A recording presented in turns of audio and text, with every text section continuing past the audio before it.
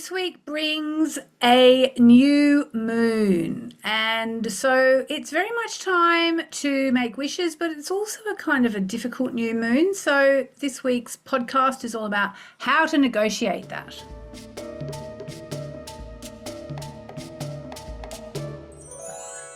Hey everybody, it's Yasmin Boland here with the Mainly Moonology podcast for the week beginning December the 1st. And if you're a regular listener, you know that we put this podcast out on a Sunday, and it's in fact this Sunday is a new moon. So what to do with a new moon? Well, let me just say I've been working with Moonology for 20 years. It's all about really a lot to do with manifesting. And the new moon is sort of the bit that everybody loves because it's when we actually make our new moon wishes and set our intentions. And I just want to say, if you happen to be anywhere near Tasmania, on December 14, I'm going to be holding what will actually be a 7-hour workshop. It starts at 2 p.m. and ends at 9 p.m. And we're going to go all through all the secrets of manifesting. So if you would like to be a part of that, go to moonmessages.com/Tassie24, moonmessages.com/Tassie24, and sign up for it. But one thing I'm going to be talking about is the new moon. And so the new moon is very much time when we will set our intentions, send our wishes out into the universe, get clarity on what we want. And I'm just going to say, I've just actually spent like 45 minutes talking to a friend who is staying with me, who's going to be looking after Jonty when I go to Australia. She's house minding with her boyfriend, and they're going to be looking after Jonty and the house. And she and I go to the same ashram in India. And we were talking about the ashram in India. And I was saying about some amazing things that have happened to me at the ashram over the years. And I said, here's the thing. What I think the teacher at the ashram, Narayani Amma, does, what I think Narayani Amma does is actually help you to get into a raised vibration, okay? And the reason why I say that is if ever you go there, it's basically non-stop vibration raising stuff. So there's a few things coming to mind. I'll give you the top 3 that are in my head of the way they raise your vibration at this ashram. And that's why I think a lot of people go there. I know I certainly did. You go there and you become a more powerful manifestor. So the first thing is the constant chanting. Okay, so there is chanting pretty much 24/7. There are priests chanting. The chants are on speakers which go around the entire complex, which is huge. It's actually basically this whole thing started with one room in a village, and it's now turned into a massive thing with a golden temple and, guest houses and cafes and all sorts of things that's just grown up around this whole thing. So there's this 24/7 chanting. Now, chanting obviously is super duper high vibration. So it's very much a place where your vibration will start to raise just by being there. Another way that they raise your vibration, also to do with sounds, I'll mention that one first before I mention the third one. But when you actually go into puja, you don't just have the sort of low-key constant chanting going on, which is literally 24/7. Like you wake up at 4 o'clock in the morning, you can hear them chanting. But you also have some music, in inverted commas. If ever you've been to one of my workshops, you know about this music. One person once said to me, that's not music.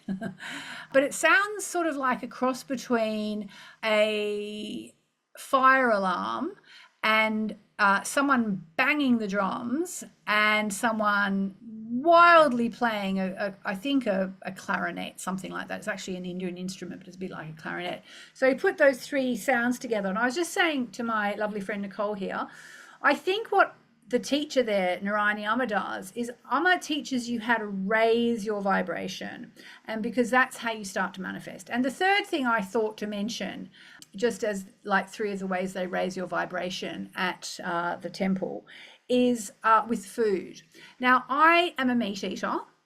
Sorry for the people who are vegetarian and vegan who disapprove of me. I'm sorry. I've tried to go vegetarian multiple times and it doesn't suit me. I get really tired. Weird things have happened. I remember the biggest thing was actually one night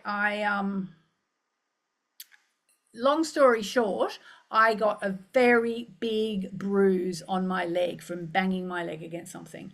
And it was like massive, black, blue, red, hideous. And it just alarmed me because I knew it was a sign that something was out of whack in my body. Because normally, if I get, a bruise of some kind, I don't end up, with that sort of thing. So anyway, I've ended up eating meat most of the time. But I do think it's better for you to eat less meat. And I do, sometimes try and eat less meat.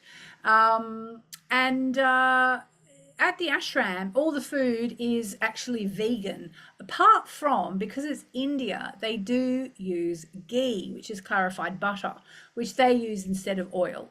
So, and that comes from cows. So, but it's vegan. And again, so your vibration really goes up. And I remember the very first time I ever went there, I went there for 5 days, just got completely mesmerized and intrigued by the place. Kind of had my journalist hat on thinking, what is this place? And so I stayed and I ended up staying for like 5 weeks and a bit longer, 5 weeks and 3 days, I think it was in the end. And everyone said to me, Yasmin, when you leave, because I was flying out and I was going to Sri Lanka to stay with some friends, and I was going to stay in a hotel I can't remember now if the hotel was in Chennai or if it was in Sri Lanka, but I was going to stay in a hotel for a couple of nights, which was, I believe it was a Marriott hotel, but it was 5-star. It was cheap because it was in India. So compared to what you'd pay in London, it was much cheaper.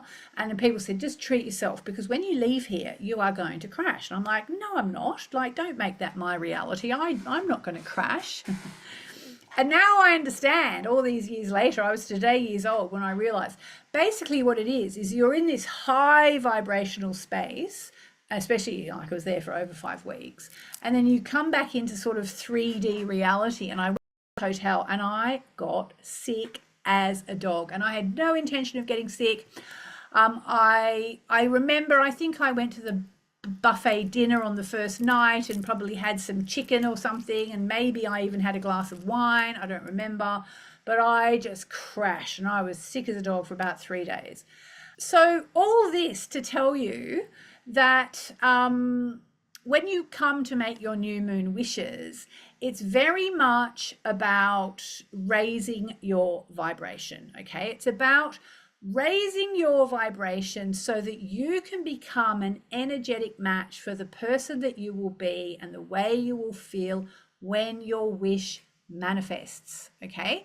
So this is why you always should wish for a feeling. How am I going to feel when this happens? Because you want to become an energetic vibrational match, okay? And again, I will say, so this week we have this new moon, December 1, taking place in the sign of Sagittarius. I'm going to tell you all about it in a minute. And then in 2 weeks, we'll have the full moon. And that's when I'm going to be in Tasmania. So I would love it if you would like to come to my workshop. Again, it's moonmessages.com/Tassie25, moonmessages.com Tassie25. Get yourself down to Tasmania, even if you're in Melbourne or Sydney. I'd love to see you.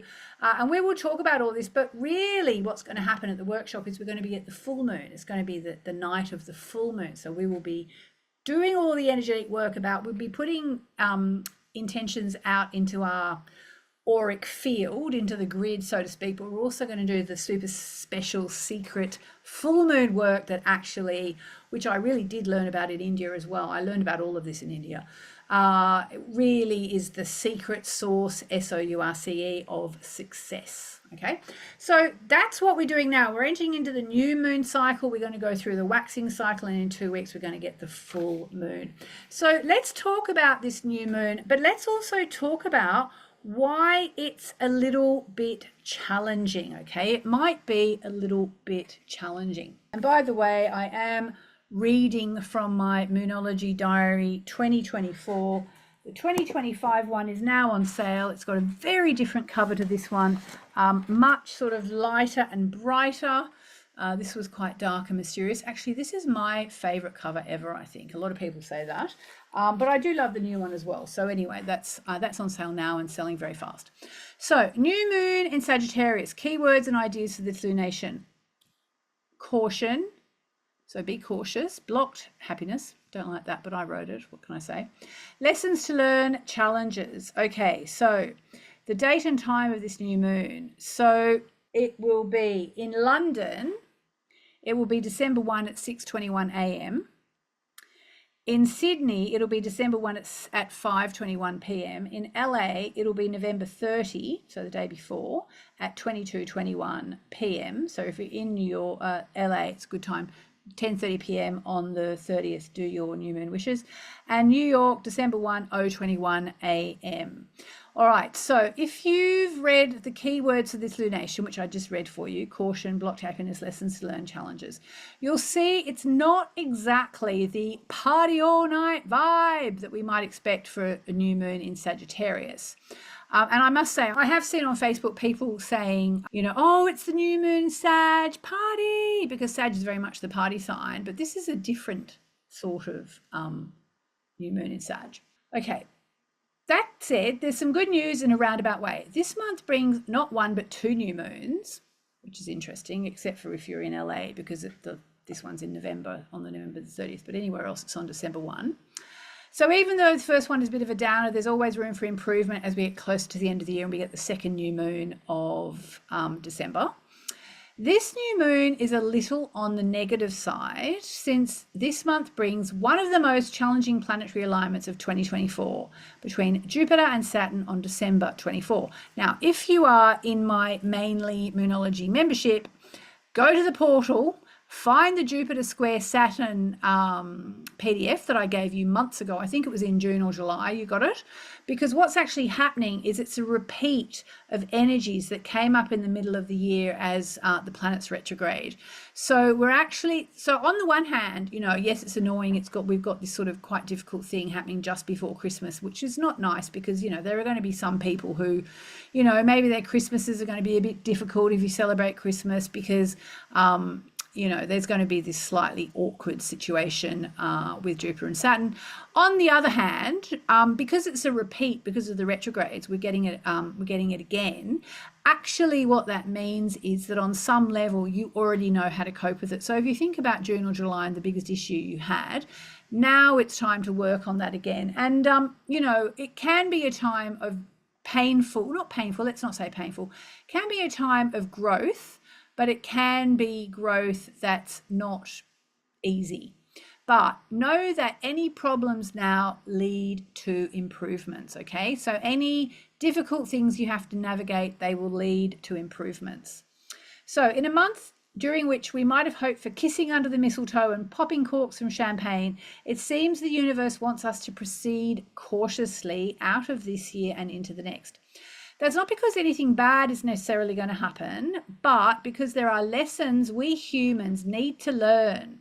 And it seems maybe we haven't learned them as much as we need to. Well, that's very Jupiter Saturn, because Jupiter is actually about learning. Saturn's about learning. They're clashing. It's like lessons. Come on, learn the bloody lessons, kids. Excuse my language. So this could translate on the world stage as the government's going too far. So we're going to see what's going to happen there. Hopefully, I hear that and I think, oh my gosh, I hope, you know, the USA government isn't going to do anything crazy, especially, sorry, USA people, but I know you're in such a state of flux over there, but it's just as easily could be our crazy government or Australia or who knows.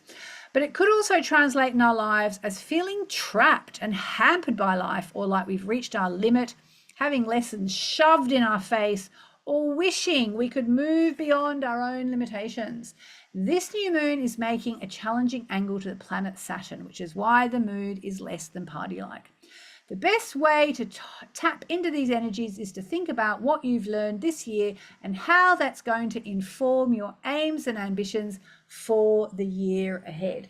And I am going to read you the little exercise I have, and I've just spotted where all my Moonology diaries for next year are. In fact, here's my actual Moonology diary for next year. Sorry, if you're watching this on YouTube, I have just disappeared, but I'm back now.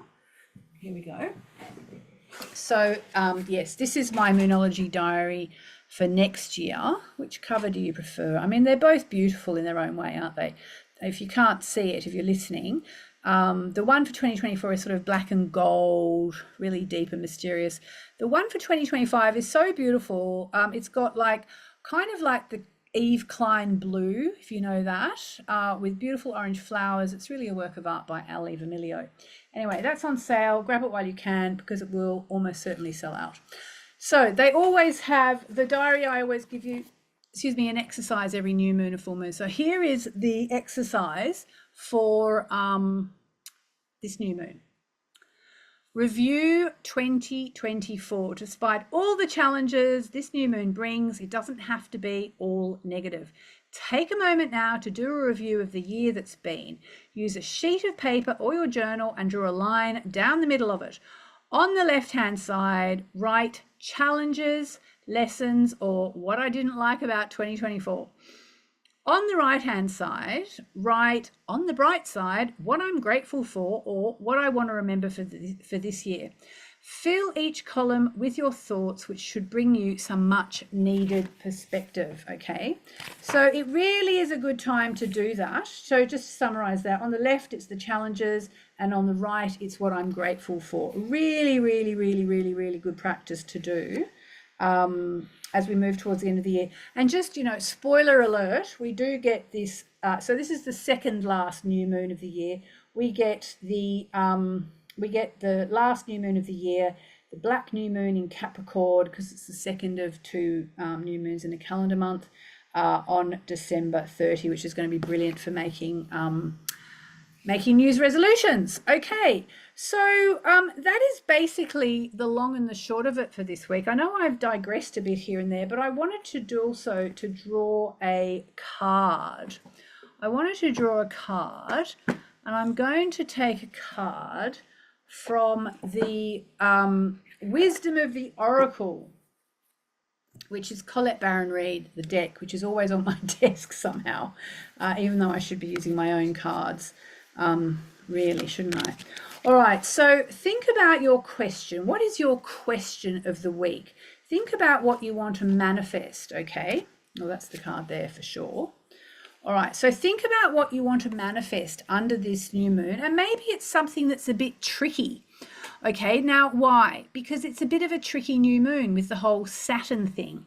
All right, so if you're listening, I have a card in my hand. Say silently or out loud, or if you're watching this on Facebook, put it in the comments.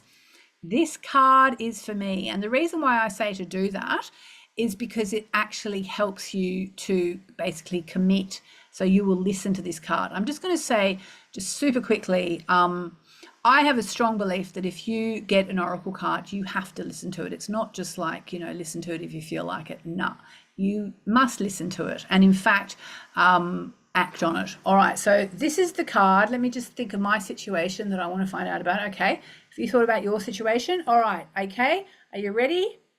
3, 2, 1. Oh, dear, that might not be good. It's a change in the wind, reversed. So that's not good because I was thinking about something that I want some forward motion on. And a change in the wind in protection, as Colette calls it, does not sound terribly much like it's going to move forward. Let's have a little look. Here we go. A change in the wind. Where is it?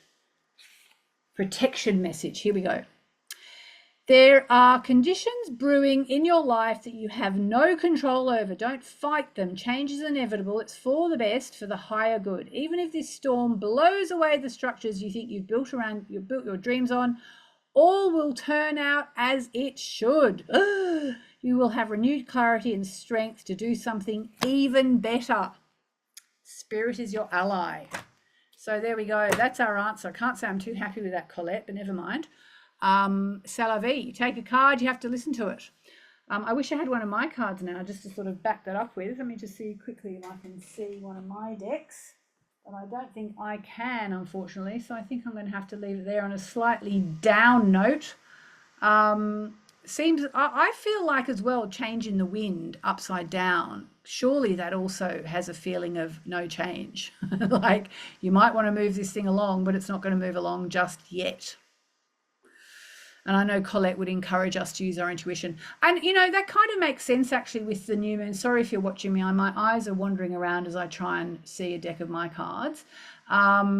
But it actually makes sense with the new moon because Saturn is the obstacle. Saturn is the planet that basically gets in the way and puts the brakes on and basically holds things up. And so the new moon clashing with Saturn, which I've just explained to you this month, it actually makes sense that we would have a card like that, which is like, you know, it may not be you're going to get what you want just yet, but you have to just keep plodding forwards. There may be difficult obstacles to get around. So on that note, let's end with a chant to Ganesha, because Ganesha is the Hindu elephant god who helps us to get around obstacles. And I think with everything that we've been talking about and that card, I think we need to do some work on that. So let's end with a chant to Ganesha. I'm going to do, let's just see what comes out. Here we go. Om Gam Ganapataye Namaha, Om Gam Ganapataye Namaha, Om Gam Ganapataye Namaha, Om Gam Ganapataye Namaha, Om Gam Ganapataye Namaha, Om Gam Ganapataye Namaha, Om Gam Ganapataye Namaha, Om Gam Ganapataye Namaha, Om Gam Ganapataye Namaha.